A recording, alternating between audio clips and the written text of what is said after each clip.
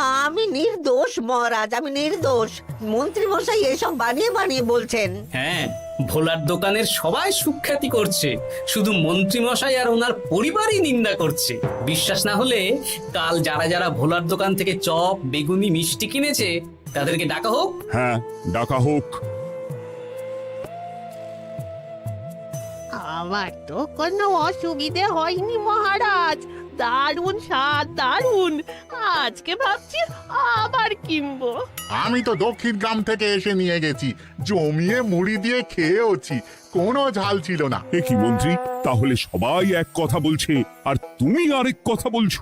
এবার বুঝতে পারছেন তো মহারাজ, মন্ত্রী মশাই এইভাবেই লোককে মিথ্যে কথার জালে ফাঁসায়।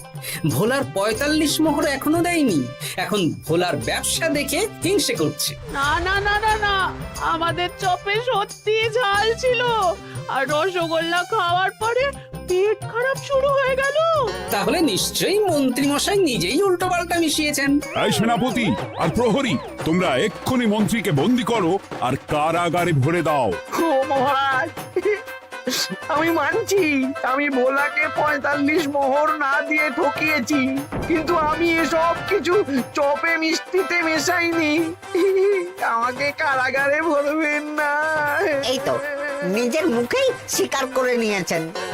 আসলে মন্ত্রী মশাইকে দিয়ে এই একটা সত্যি বলানোর জন্য ভোলা আর আমি মিথ্যে বলেছি মহারাজ। চপে লঙ্কা আর রসগোল্লায় জোলাপ মিশিয়ে দেওয়া হয়েছিল আমারই বুদ্ধিতে। নয়, হ্যাঁ। আমি তোমাকে ছাড়বো না। কারাগার থেকে মুক্তি পেলে তো ধরবেন, তারপর ছাড়বেন কি ছাড়বেন না দেখা যাবে।